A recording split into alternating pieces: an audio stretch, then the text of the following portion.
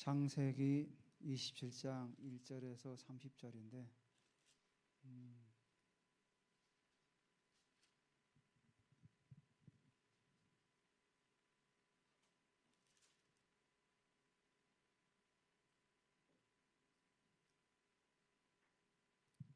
일단 다 읽어보죠. 좀 길지만 27장 1절 제가 읽겠습니다. 이삭이 나이가 많아 눈이 어두워 잘 보지 못하더니 맏아들 에서를 불러 이르되 내 아들아매 그가 이르되 내가 여기 있나이다 하니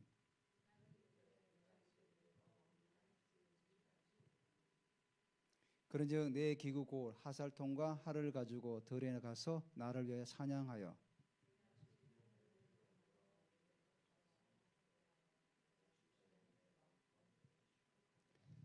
이삭이 그의 아들 에서에게 말할 때 리브가가 들었더니 에서가 사냥하여 오려고 들로 나가며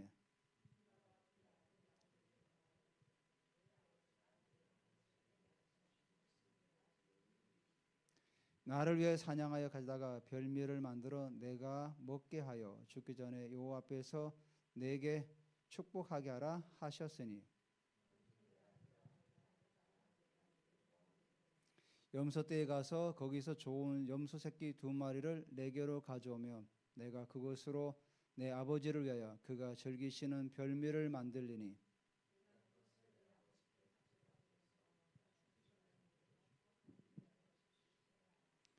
야곱이 그 어머니 리브가 이르되 내 형 에서는 털이 많은 사람이요 나는 매끈한 사람인즉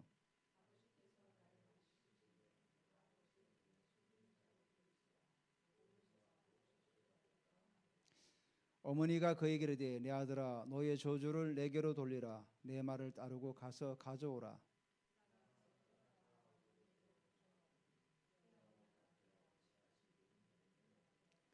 리브가가 집안에 자기 있는 그 맏아들 에서의 좋은 의복을 가져다가 그의 작은 아들 야곱에게 입히고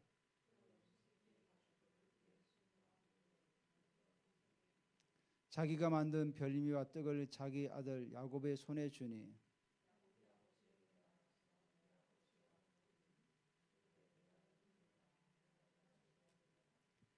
야곱이 아버지에게 대답하되 나는 아버지의 맏아들 에서로소이다. 아버지께서 내게 명하신 대로 내가 하였사오니 원하건대 일어나 앉아서 내가 사냥한 고기를 잡수시고 아버지 마음껏 내게 축복하소서.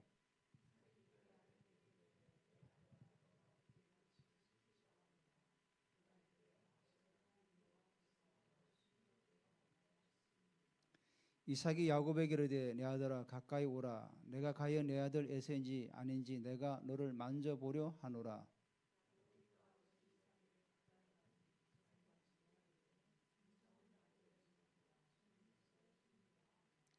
그의 손이 형 에서의 손과 같이 털이 있으므로 분별하지 못하고 축복하였더라.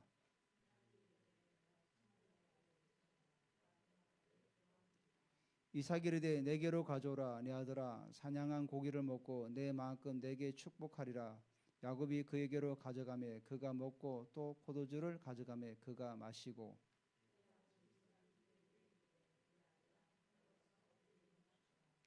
그가 가까이 가서 그에게 입맞추니 아버지가 그의 옷을 향치를 맞고 그에게 축복하여 이르되 내 아들의 향치는 여호와께서 복 주신 밭의 향치로다.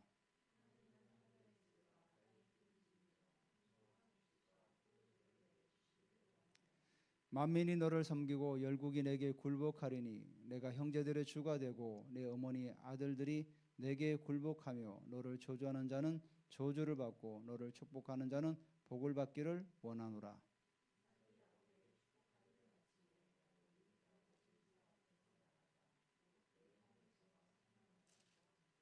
아멘. 우리가 지난번에 이삭이 100배의 농사를 얻지 않았습니까? 그것이 어떤 이삭이 뭔가 열심히 해가지고 물론 열심히 했지만은 그것보다는 하나님 말씀에 순종할 때 하나님께서 그에게 은혜를 입히셨다. 우리 그런 말씀을 우리가 들었습니다. 그리고 그 블레셋의 사람들이 우물을 파면 또 맞고 또 다투고 했지만은 이삭은 계속해서 어떤 그들과 다툼을 피하죠. 피하면서 결국은 르호봇에 와서 하나님께서 우리를 넓게 하셨다. 그래서 그들과 다투지 않고 계속해서 하나님의 인도를 따라가다가 결국은 아비멜렉과 그 장관 비골이 와가지고 협정을 맺죠. 우리가 평화 협정을 맺자. 그렇게 해서 이삭이 거기서 세상 사람들에게 인정을 받고 또 그들로부터 어떤 은혜를 입게 되는 거죠. 이런 걸 보면서 이삭은 어떤 다툼과 그런 거 있을 때 그거를 막 싸우는 것이 아니라 오히려 피하면서 하나님의 인도를 따라가고 또 하나님께서 그 블레셋 땅에 있지만 하나님이 거기 거하라니까 그대로 순종하고 나아갔죠. 그래서 이삭이 그렇게 은혜를 입혔는데 지난번에 우리가 26장 34절 35절을 보지 않았는데 거기 보면은 에서가 40세의 헷족속 부엘의 딸 유딕과 헷족속 엘론의 딸 바스맛을 아내로 맞이하였더니 그랬어요. 자, 이삭이 야곱과 에서를 낳을 때 나이가 어떻게 했죠? 우리 나이로 한갑이었어요. 60에 야곱과 에서를 낳았는데 그 낳고 에서가 40세에 결혼을 합니다. 결혼하고 근데 36절에 보니까 35절이네요. 그들이 이삭과 리브가의 마음에 근심이 되었더라.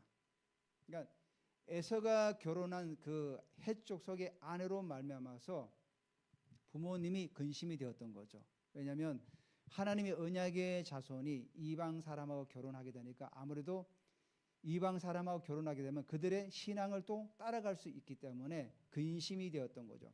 그러면서 35절이 끝나고 27장에 이제 들어서서 우리가 이제 성경을 오늘 보지 않습니까?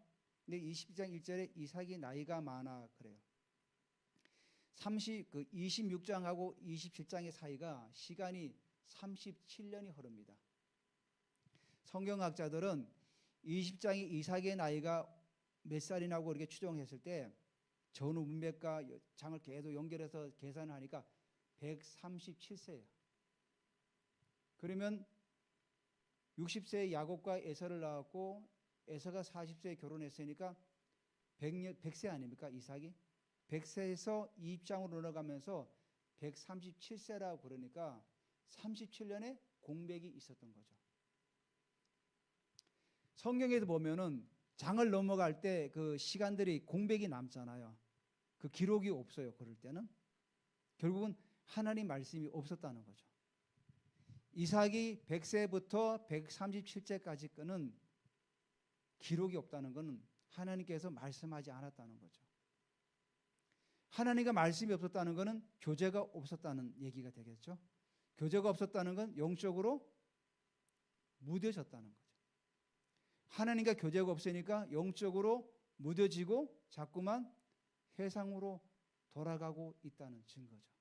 그게 이제 본문에 나옵니다. 1절에 이삭이 나이가 많아 눈이 어두워 잘 보지 못하더니 맏아들 에서를 불러 이르되 내 아들아 하매 그가 이르되 내가 여기 있나이다 하니 137세란 이 의미가 이삭에게는 굉장히 중요한 나이대였어요. 왜냐하면 이복 형제 이스마엘, 형 이스마엘이죠.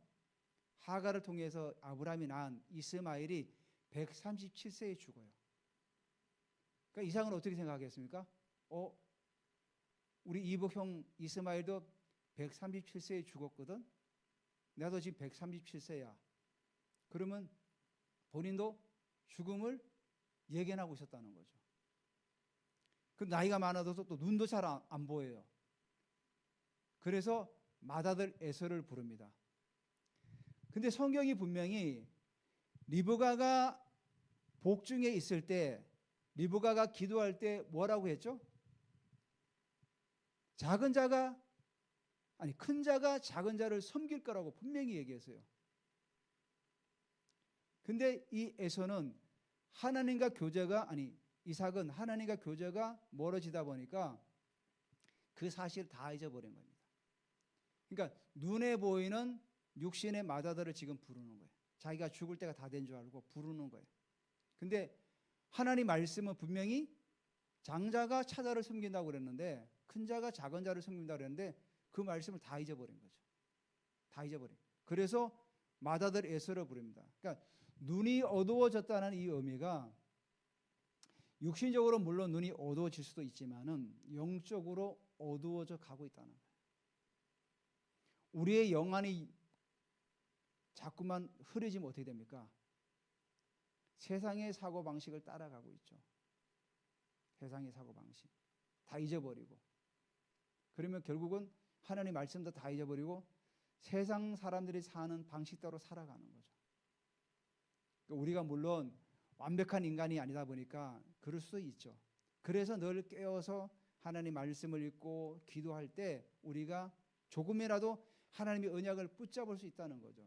그런데 이삭은 37년이라는 시간을 하나님과 교제 없이 살다 보니까 나이가 들어서 이제 죽을 때가 다 됐나 보다 하니까 영적인 눈, 육신적인 눈이 다 어두워져 있는 거예요. 그러니까 맏아들 에서를 부르는 거예요. 그러니까 아들이 이제 찾아왔죠. 이삭이 이르되 내가 이제 늙었어. 늙어 어느 날 죽을지는 알지 못하니. 왜냐하면 자기 형이 130세에 죽었으니까 자기도 이제 곧 죽겠다를 생각한 거죠. 그러니까 3절에 그런저 내 그구고 하살통과 활을 가지고 들에 가서 나를 위하여 사냥하여.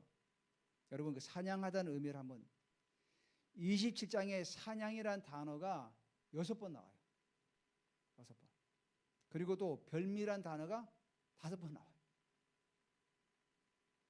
이 의미가 뭡니까? 먹는 데만 관심이 있었다는 거예요. 먹는 데만. 그러니까 사냥이라는 단어가 그렇게 많이 나와요. 그런즉 내 기구고 하살통과 활을 가지고 들에 가서 나를 위하여 사냥하여. 자, 자기가 죽을 때가 다 됐습니다. 맏아들을 불렀습니다. 그러면 어떻게 됩니까? 하나님을 위하여 예배하자. 하나님께 주신 언약이 있다. 우리는 아브라함께서 우리 조상 아브라함이 주신 그 언약을 붙들고 나갈 언약의 백성이다. 뭔가 이런 어떤 그걸 가정에서 예비하며 가르쳐야 되는데 여기 3절에 뭐라 그러죠? 나를 위하여 사냥하라. 나를 위하여. 그리고 4절 보시기 바랍니다. 내가 즐기는 별미를 요 중간에 뭐가 들어간지 아십니까? 원어에는 나를 위하여. 그게 원어에 들어가 있어요. 그러면 내가 즐기는 별미를 나를 위하여 만들어 내게로 가져와서 요 뒤에도 또 히브리 원어에는 나로라는 의미가 또 있어요. 그러면 또 나로 먹게 하여 내가 죽기 전에 내 마음껏 내게 축복하게 하라. 여기 나라는 단어가 몇 번 나옵니까? 중심이 온통 나 중심이에요. 하나님은 한 번도 쓰지 않아요. 오로지 나를 위하여 사냥해서 나로 먹게 하고 나로 배부르게 하고 계속 나 중심. 우리가 요즘에 보면은 어른들 가운데 자기 방식만 고집하고 타협하지 않고 계속 옛날 방식만 고집하고 하는 사람을 뭐라고 합니까? 꼰대라 그러죠. 그러니까 어른과 이제 그 노인이라고 그러죠. 꼰대는 좀 안 좋은 말이니까. 어른과 노인의 차이점이 뭡니까? 노인은 자기 것만 얘기해요. 제가 복지 연구 좀 일을 하다 보니까 이 어르신들을 많이 상대해요. 근데 이분들은 자기 고집이 있어가지고 자기 얘기만 해. 듣질 않아. 이해가 돼요. 계속 겪어보니까. 왜? 평생을 쌓아온 자기 생각과 방식이 있는데 그걸 바꾸겠습니까? 바꾸질 않아요. 아무리 좋은 거에서도 바꾸려고 하지 않아요. 바꾸는 건 어떻게 합니까? 자기가 경험해보고 아니다 싶으면 그때 이제 바꾸는 거예요. 그게 그러니까 노인이에요. 노인에. 근데 어른은 뭐죠? 받아들여요. 자녀가 얘기해도 그래 내가 잘못했구나 받아들여요. 그게 어른이죠. 우리가 요즘 우리 사회를 보면은 어른은 없고 전부 노인만 많죠. 자기 주장만 계속 내세우고 듣질 않고. 우리 사회가 결국 하나님 없이 살다 보니까 우리 사회가 이렇게 가고 있는 거죠. 너무 안타까운 거죠. 그래서 남의 의견은 듣지 않고 오로지 내 의견만 계속. 그러니까 타협이 안 되니까 결국은 분쟁이 일어날 수밖에 없는 거죠. 우리나라 국회 보십시오. 타협을 해가지고 뭔가 이렇게 법안을 냅니까? 오로지 직진이죠. 이게 우리 당에 유리해. 그럼 그 법을 만들어서 밀어붙이는 거죠. 숫자로 밀어붙이고 통과시켜버리고. 근데 또 합리적으로 봐보면 이 법이 아니면 또 거부권 행사하고. 그러니까 우리 사회가 어른이 없고 다 노인네들만 있는 거죠. 꼰대들만, 세상 말로. 지금 이삭이 지금 그러고 살아가고 있어요. 원인은 결국은 37년이라는 기간 동안 근심은 했지만 에서가 해쪽 속의 아내를 맞이해서 부모의 근심이 되었지만 이 부분을 가지고 하나님께 기도하고 하나님과 교제하지 않았던 거죠. 그러니까 계속 에이 모르겠다. 되는 대로 살자. 그리고 맞아들이니까 내가 너에게 그냥 모든 걸 물려주겠다. 그래서 지금 고기를 잡아오라는 거예요. 사냥해서. 그러니까 평소에 에서가 사냥한 고기를 이삭이 좋아했던 것 같아요. 본문의 어떤 그 문맥을 보면은. 그래서 5절에 뭐라고 합니까? 이삭이 그의 아들 에서에게. 이삭에게는 아들이 둘입니다. 에서와 야곱. 그래서 성경에 뭐라고 하죠? 이삭이 그의, 소유격을 썼어요. 그의 아들 에서에게. 근데 성경의 원에 보면은 이삭이 사랑하고 사랑하는 아들 에서에게 이렇게 나와 있어요. 그만큼 이 이삭의 집안이 아버지는 에서를 편애했고 리브가는 야곱을 편애했고 이 가정이 화목할 수가 없는 거죠. 부모가 사랑하는 자녀가 따로 있다 보니까 가정이 편안하지가 않는 거죠. 그래서 성경에 그렇게 나온 거죠. 이삭이 그의 아들 에서에게 말할 때 리브가가 들었더니 에서가 사냥하려 오려고 들로 나가며. 리브가는 어떻게 보면은 하나님께서 자기에게 분명히 말씀하신 게 있기 때문에 그 말씀을 항상 마음에 담고 있었어요. 혹여나 이삭이 에서에게 이런 말을 하지 않을까 늘 노심초사 기다리고 있었던 거예요. 그러니까 에서에게 말할 때 리브가가 들었다는 의미가 지나다가 우연히 들은 것이 아니라 항상 길을 쫑긋하고 기다리고 있었던 거죠. 언제 저런 말을 할까? 그 얘기예요, 지금. 그러니까 드디어 때가 된 거죠. 드디어 자기 남편이 에서를 편애하니까 아, 드디어 때가 왔구나. 기다려 들은 거죠. 길을 쫑긋하고. 그러니까 6절에 뭐라고 합니까? 리브가가 그의 아들, 여기도 그러죠. 리브가가 그의 아들 야곱에게. 리브가도 자기가 사랑하는 아들이 있었어요. 여기 똑같아요. 원어에는 리브가가 사랑하고 사랑하는 아들 야곱에게 말하 이르되 내 아버지가 내 형 에서에게 말씀하시는 것을 내가 들었으니 이르시기를. 그래서 실제로 뭐죠? 나를 위하여 사냥하여 가져다가 별미를 만들어 내게 먹게 하여 죽기 전에 여호와 앞에서 내게 축복하게라 하라 하셨다 그래요. 근데 이삭이 에서에게는 여호와란 말은 쓰지 않았어요. 제가 그랬죠. 계속 나를 위하여. 근데 리브가는 뭐라고 하죠? 7절에 나를 위하여 사냥하여 가져다가 별미를 만들어 먹게 하여 죽기 전에 여호와 앞에서 내게 축복하게 하라 하셨어요. 이건 리브가가 집어넣은 거죠. 리브가는 자기 태중에 있을 때 하나님께서 하신 말씀이 분명히 있기 때문에 그걸 기억하고 있었던 거죠. 아, 모든 축복은 사람이 하지만은 하나님으로부터 온다. 사람이 손을 얹어 축복해도 하나님께서 거기에 복을 부어 주시니까 복이 되는 것이다. 마찬가지 아닙니까? 제가 여러분에게 축복할 때도 제가 가지고 있는 복을 가지고 축복합니까? 그렇지 않아요. 제가 축복할 때 하나님께로부터 오는 복을 여러분에게 축복하는 거죠. 축복이라는 단어가 축자가 빌축자예요. 그리고 복은 복복자. 그래서 하나님은 우리를 축복하지 않아요. 하나님 우리에게 복 주시는 분이고 우리는 축복하는 거죠. 복을 빌어주는 거죠. 우리가 복을 빌어줄 때 하나님 우리에게 복을 내리시는 분이니까. 그래서 여호와를 썼죠. 그래서 8절에 그런즉 내 아들아 내 말을 따라 내게 명하는 대로 염소 떼에 가서 좋은 염소 새끼 2마리를 내게로 가져오라. 왜 해필이면 염소라고 리브가가 했을까요?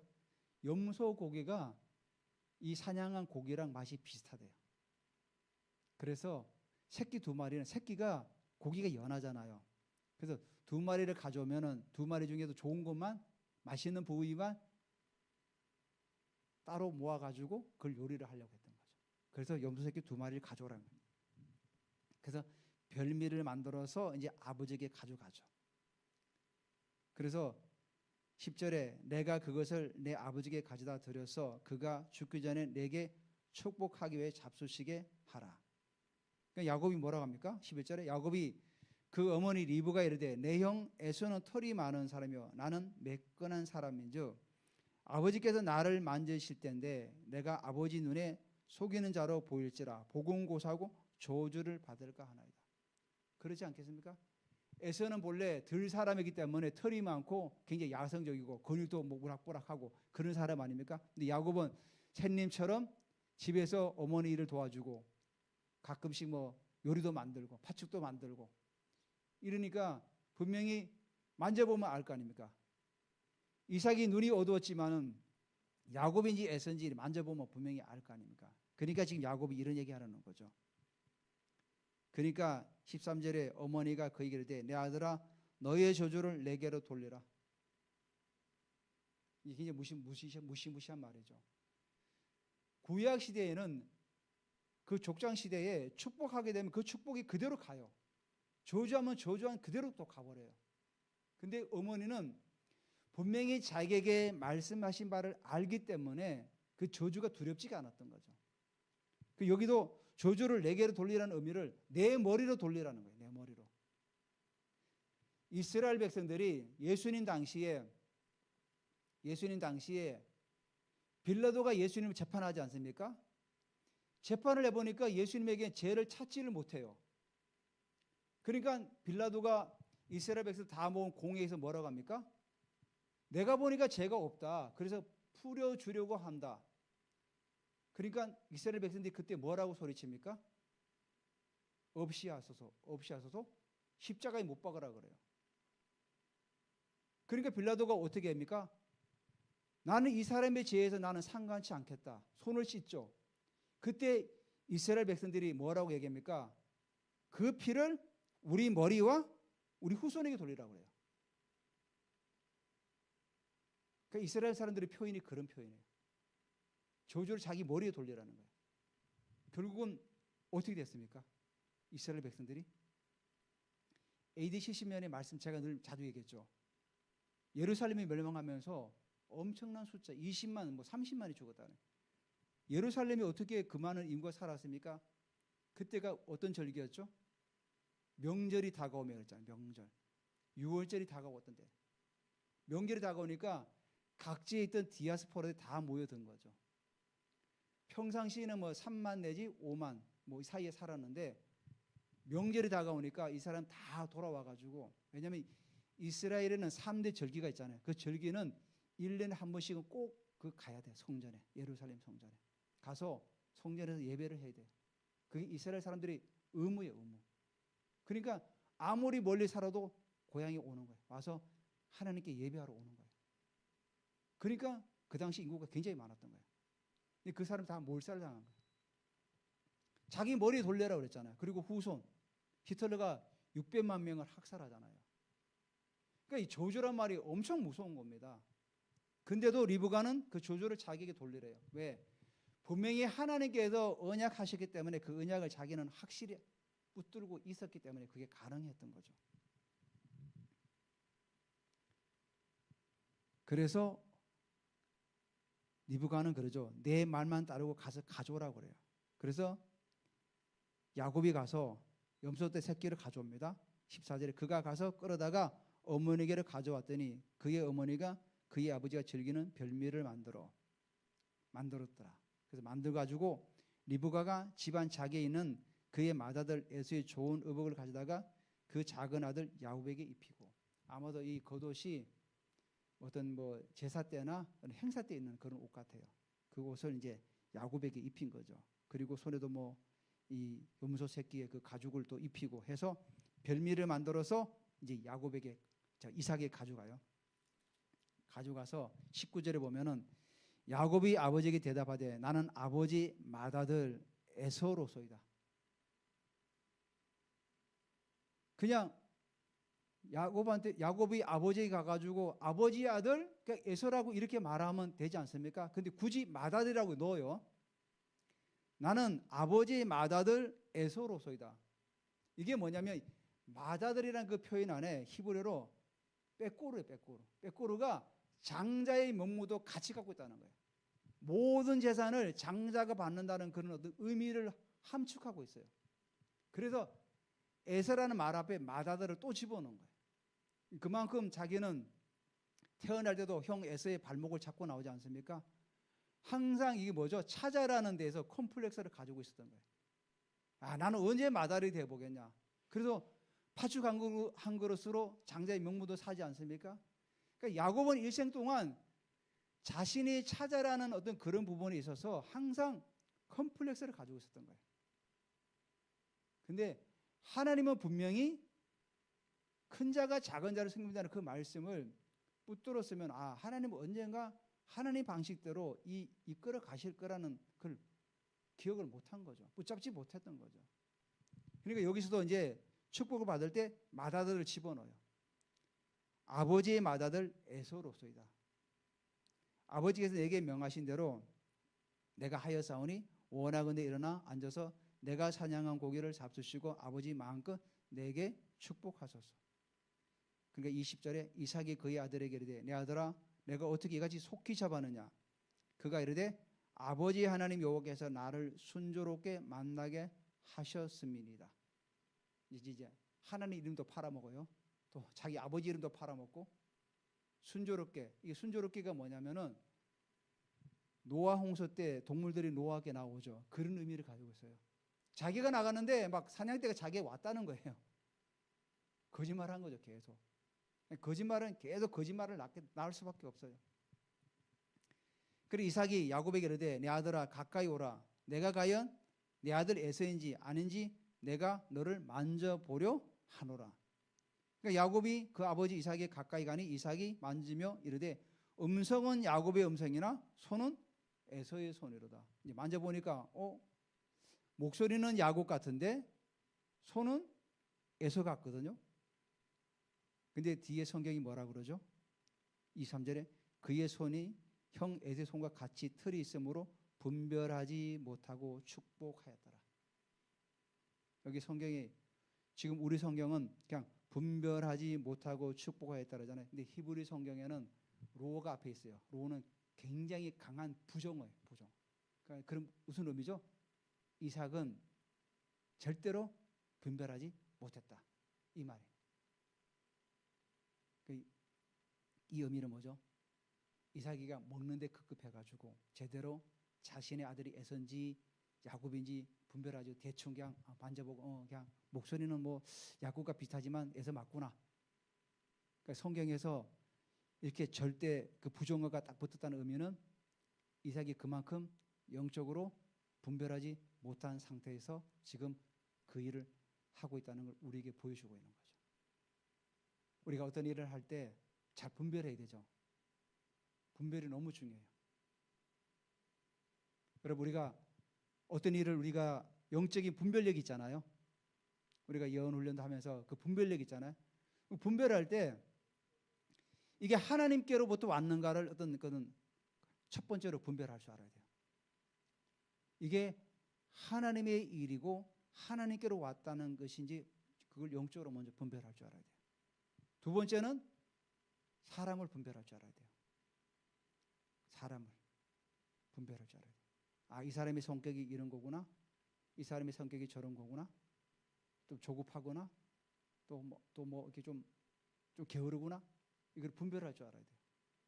여러분 우리가 사람을 분별할 줄 알아야 그 사람한테 속지 않잖아요. 성경 말씀이 뭐라고 합니까? 너희는 세상에서 뱀처럼 지혜롭고 비둘기처럼 순결하라고 그러잖아요. 우리가 세상을 살아가면서 사람을 분별하지 못하면 우리가 속여 담아가죠. 그래서 원수에게 우리의 재정을 빼앗길 수도 있어요.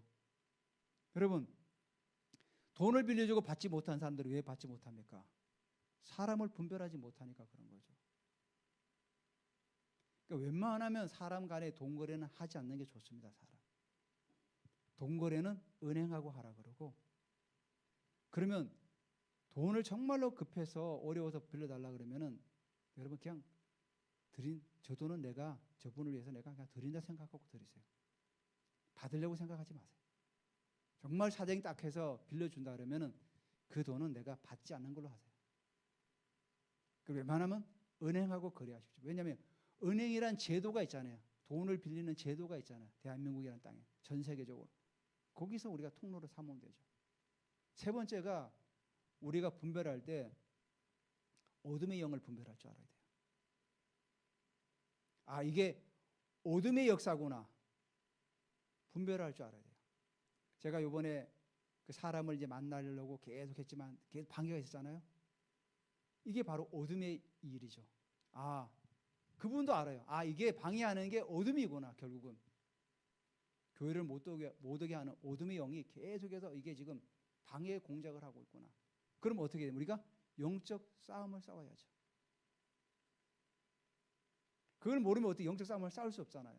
그래서 우리가 분별할 때 이 세 가지를 꼭 분별해야 돼요.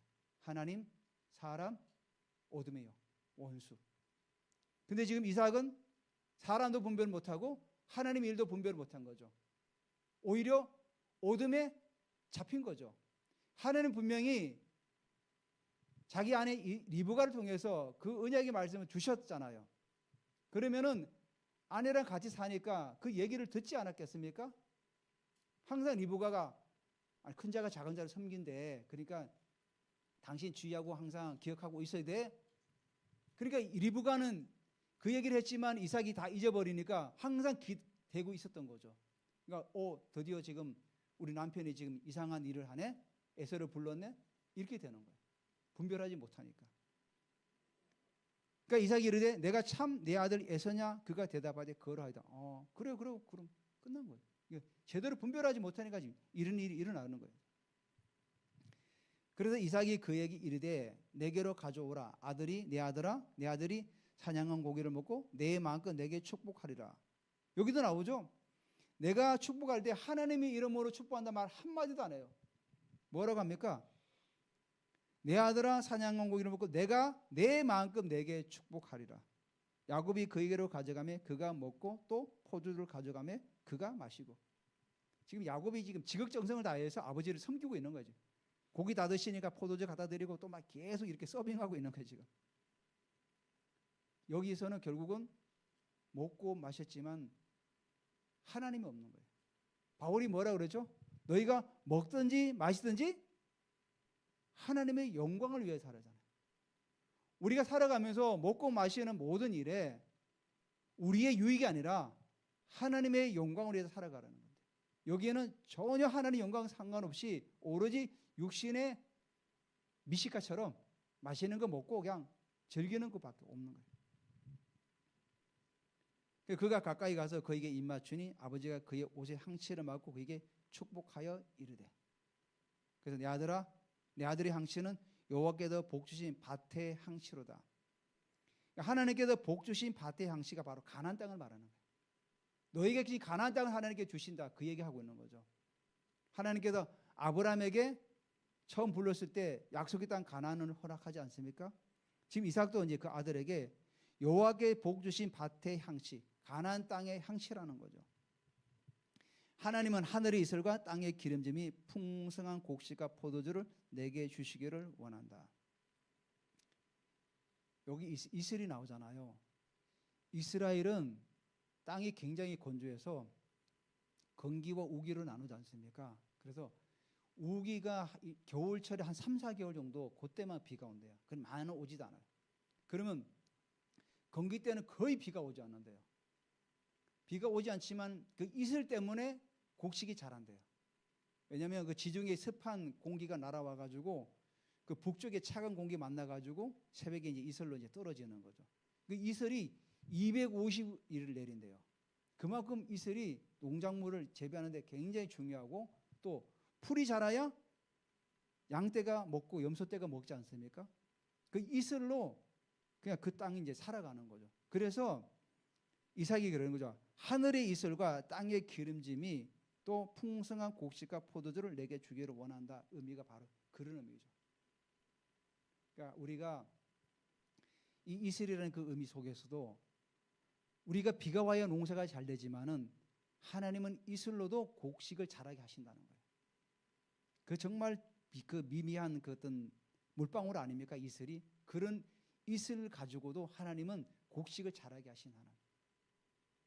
제가 요즘 책을 하나 읽고 있어요. 우리 사모님이 저기 가서 설국에 가서 책을 하나 사왔는데 썬데이 아달라자 목사님이라고 우크라이나 키우에서 목회하시는 목사님인데 그분이 그 본래 그 나이지리아 출신인데 유럽의 최대 교회를 지금 이끌어가고 있는 목사님인데 그분이 책을 하나 좀 썼는데 또 국제 제자 훈련을 있잖아요. 사랑의 교회 거기서 번역을 했더라고요. 돈 벌 이유, 돈 쓸 이유. 여러분이 또 제가 다 읽으면 한 주한테 준다고 했어요. 여러분 그 책을 사서 한번 꼭 읽어보시면 너무 좋을 것 같아요. 왜 돈을 벌어야 하는지, 돈을 어떻게 써야 하는지는 정말 잘 나와 있어요. 그분이 그러는 거예요. 돈을 모으려면은 일단 쓰지 말라는 거예요. 여기 이슬처럼 차곡차곡 모으라는 거예요. 우리가 가끔 그런 얘기를 많이 하죠. 아, 돈이 있으면 내가 교회다 봉사하고 어려운 사람 돕고 뭐 하겠습니다 하잖아요. 틀린 말이에요. 맞는 말이에요. 근데 이분은 이렇게 얘기하더라고요. 돈이 모이면 그 돈을 증식하는 데 일단 투자를 해라. 증식이 되면 그 돈을 가지고 봉사하고 헌신해라. 일리가 있죠. 돈이 모이면 그걸 막 가난한 사람 도와주고 뭐 뭔가를 헌신하면은 다 쓰면 뭐 어떻게 봉사하지 더 이상? 못 하잖아요. 돈이 일단 모이면 그 돈을 증식하는데 투자하는데 둬서 돈을 증식시키고 한쪽은 돈을 증식시키고 한쪽은 돕고 헌신하라는 거예요. 굉장히 좋은 방법 아닙니까? 근데 보통은 다 이렇게 하잖아요. 돈이 모이면 그냥 막 쓰려고 하잖아요.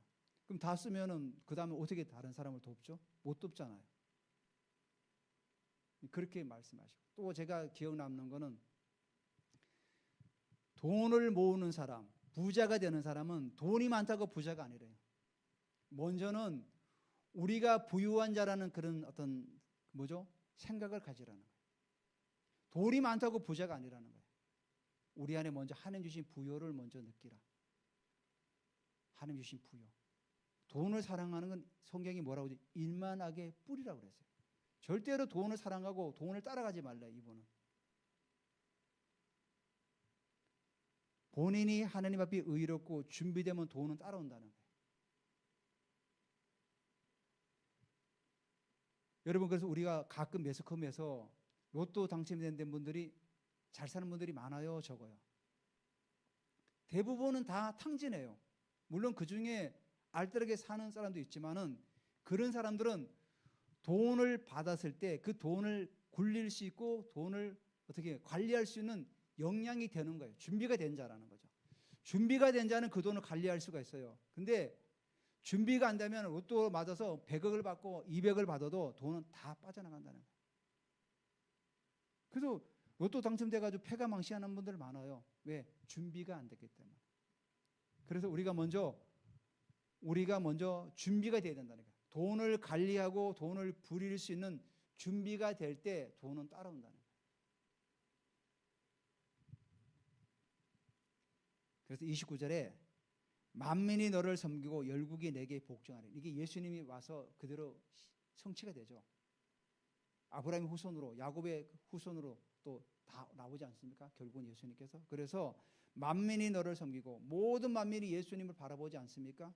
그리고 열국이 내게 결복하리. 물론 나중에 야곱의 12아들이 이스라엘의 가나안 땅을 점령하지 않습니까? 그래서 가나안 땅을 다 점령하고 가나안 족속들이 다 야곱의 후손들에게 다 굴복되지 않습니까? 가까이는 그 말씀이고 멀리는 예수 그 앞에 모든 만물이 다 복종하는 그런 시대가 온다는 거죠. 그래서 내가 형제의 주가 되고 내 어머니 아들이 내게 굴복하며 너를 저주하는 자는 저주를 받고 너를 축복하는 자는 복을 받기를 원하노라. 자, 그리고 이삭이 야곱에게 축복하는 마침에 야곱이 그 아버지 이삭 앞에 나가자 곧 그 형 에서가 사냥하여 돌아온지라. 아주 기가 막히게 타이밍이 바뀌었죠. 이렇게 해서 30절이 이제 끝나요. 우리가 오늘 이 말씀을 보면서 일단은 이삭이 나이가 많아서 분별하지 못했다는 거 우리가 꼭 기억해요. 영적으로 침체되고 하나님과 교제하지 않으면은 결국은 이런 우를 범할 수가 있고, 또 리브가가 분명히 하나님의 말씀을 받았지만은 리브가의 행동도 올바르진 않아요. 거짓말을 해서 했잖아요. 그러니까 어떻게 보면 리브가가 굉장히 잘못한 거죠. 하나님의 방식대로 나아가야 되는데 그런 부분에 있어서 우리도 하나님께서 때에 맞춰서 일할 수 있도록 계속해서 가정 안에서 대화하고 하나님과 교제의 시간을 가져야 된다는 거죠. 남편하고. 리브가가 그 부분을 놓친 거죠. 왜? 서로가 사랑하는 자녀가 달랐기 때문에. 그러니까 항상 가정이 두 쪽이나 있었던 겁니다. 그러니까 가정이 화목한 게 너무 중요하다는 거예요. 가정의 화목. 그리고 또 한 가지가 뭐냐면은 천국은 침노하는 자가 뺏는다는 겁니다. 결국은 야곱이 뺏었죠. 이 축복을.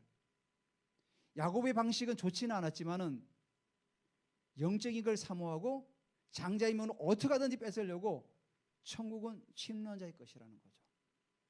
그래서 우리가 영적인 걸 사모하고 더 우리가 문을 뜯을 때 더 깊은 차원으로 우리를 이끌어 가신다는 사실입니다.